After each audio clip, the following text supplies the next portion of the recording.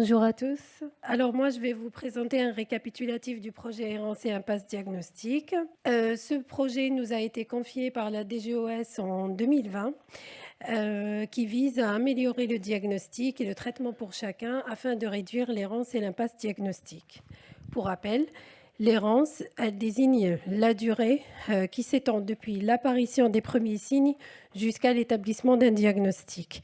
L'impasse, quant à elle, résulte de l'échec à définir une cause précise d'une maladie après avoir mis en œuvre toutes les investigations disponibles à l'heure actuelle. Alors, j'ai remis les niveaux d'assertion au diagnostic d'Ambamara actuellement, qui sont présents actuellement d'Ambamara. Il y a le niveau confirmé quand le patient a son diagnostic. Ensuite, il y a probable, en cours et indéterminé. Au niveau de la filière, on les a regroupés en errance, sachant qu'il existe un code ORFA impasse diagnostic. Nous sommes en cours de réflexion à mettre en place une règle de son utilisation. Ceci est un chronogramme qui récapitule toutes les actions qui ont été mises en œuvre pour le projet. Alors, dès le lancement du projet, nous avons effectué un état des lieux de l'errance au niveau de la filière. Et nous avons constaté que c'était aux alentours de 10%, avec une grande hétérogénéité du codage, ce qui nous a amené à répondre au ministère dans la lettre d'engagement avec le choix parmi les 3 scénarios qui nous ont été proposés, c'est le renforcement et l'homogénéisation des règles de codage. Suite à cela, nous avons sensibilisé les centres. Alors, on a commencé par les centres de compétences, car c'était un périmètre couvert par le réseau ARC. Donc, nous avons recensé les patients en errance et les communiqué avec les responsables des centres. Entre-temps, le guide de codage a été rédigé, diffusé, et il y a eu des sessions de formation. C'était la première version en octobre 2021. Nous sommes en train de le mettre à jour. J'y reviendrai un peu plus tard. Et nous avons également mis en place un registre de suivi fil-fois des patients en errance. Alors, c'est un registre qui assure le suivi de ces patients de manière pseudonymisée et que c'est un outil de partage entre les ARC. Nous avons même obtenu les autorisations RGPD et cette démarche a été bien validée par la BNDMR. Et il est en cours de mise à jour, j'y reviendrai également. Et pour le volet CRMR, comme le disait Delphine, nous avons recruté il y a quelques mois Raïssa, qui s'occupe du périmètre CRMR, coordonnateur et constitutif. En ce qui concerne la communication, nous avons un rapport à envoyer chaque année au ministère et qui est présenté par la BNDMR tous les ans également lors de la journée de l'Observatoire diagnostique. Voici un petit extrait justement du rapport qu'on a envoyé cette année. Pour rappel, le rapport porte sur plusieurs axes. Alors, les ressources humaines, le budget alloué, le calendrier des réalisations ainsi que l'implication des associations. Et également, il fallait communiquer quelques données de chiffres. Nous avons communiqué pour cette année. Alors, le rapport porte sur la période septembre 2023 jusqu'à septembre 2024. Nous avons rapporté que sur 1520 dossiers revus par les ARC, il y a eu confirmation de 242 dossiers, donc diagnostics.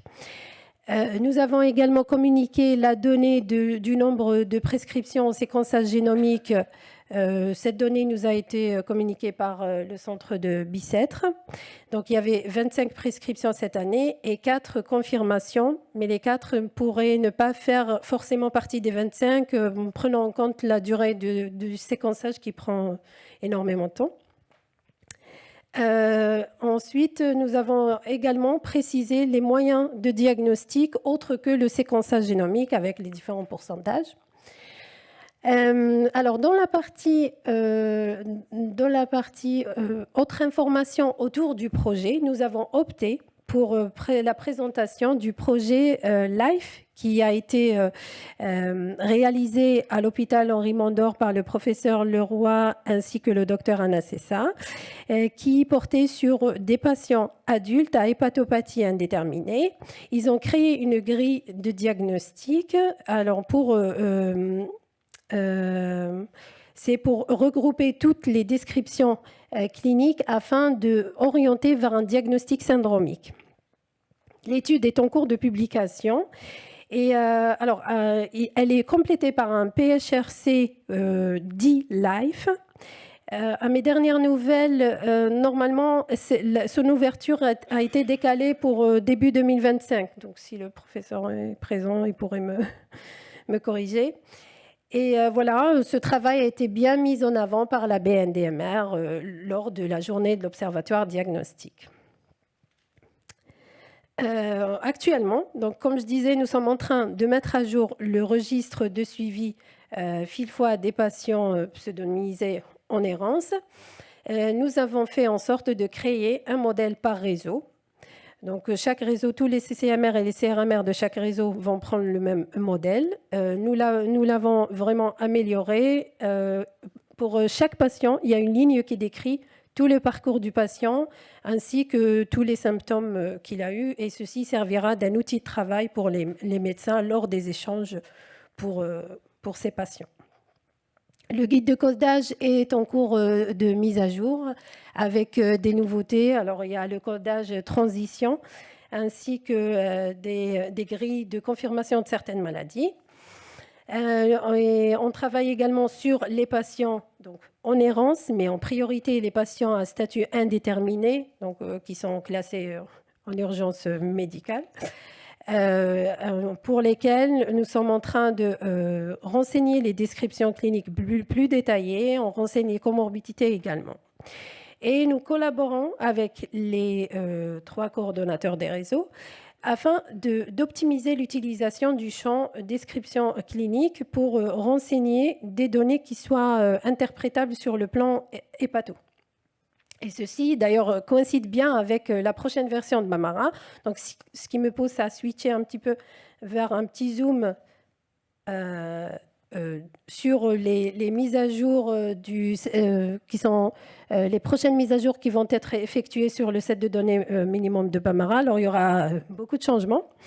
Donc, ils vont supprimer le champ signe atypique qui n'était pas vraiment utile pour tout le monde. Mais pour ceux qui ont rentré des données sur ce champ, les données vont basculer dans description clinique. Les statuts en cours et probables vont être regroupés dans le statut en cours.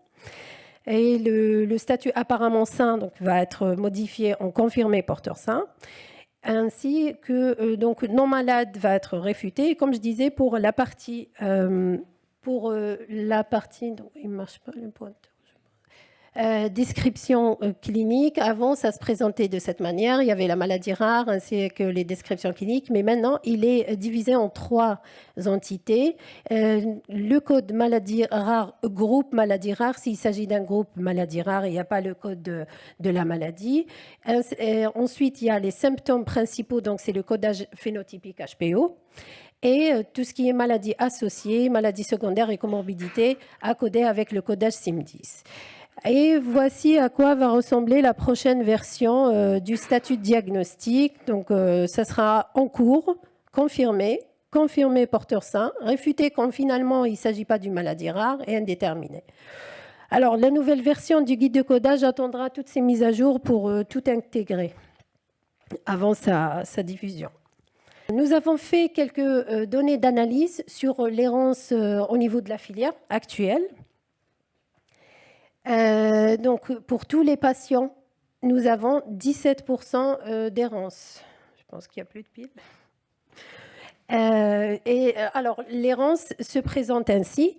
On a 54% en cours, 36% probables, 2% qui sont non renseignés et 8% indéterminés. Nous avons partagé cela en mineur et majeur. Et voici ce que ça donne, le taux de l'errance pour ces 2 tranches d'âge. Alors, il faut savoir que j'avais pas toutes les extractions de tous les centres, vu que nous avons des périmètres non couverts, donc je ne pouvais pas tout récupérer. C'est pour ça que le nombre peut-être est très bas pour les patients mineurs. Alors, pour plus en détail, alors voici comment se présente l'errance chez les mineurs. Et elle est plus importante, elle est de 38%, qui est majoritairement à statut en cours. Alors, ceci pourrait être interprété au niveau médical, mais également, il faut prendre en compte les mises à jour des fiches, ainsi que certains problèmes techniques comme Orbis, qui envoyait toutes les fiches à statut en cours. Donc, alors, ensuite, on a fait une autre analyse, c'était vraiment de calculer la moyenne au mois, le moyenne d'errance pour les graphes à gauche. C'est le calcul de la moyenne de l'errance au niveau de nos maladies depuis l'arrivée des premiers signes jusqu'à l'établissement du diagnostic. Donc, le premier graphe, c'est l'errance globale au niveau de la filière qui va jusqu'à 18 mois et la moyenne de l'errance chez les mineurs et l'errance chez les majeurs. Alors, les écarts types sont élevés quand même. Il y a une grande hétérogénéité des données et ceci pourrait dépendre de plusieurs facteurs. Il y a la maladie en elle-même, le parcours du patient, l'origine du patient. Et à droite, nous avons comparé la durée de l'errance avant inclusion dans un centre expert et depuis l'inclusion dans le centre expert. Et là, on voit vraiment la différence qui est flagrante et qui montre l'importance de nos centres experts. J'ai fait la même analyse par réseau.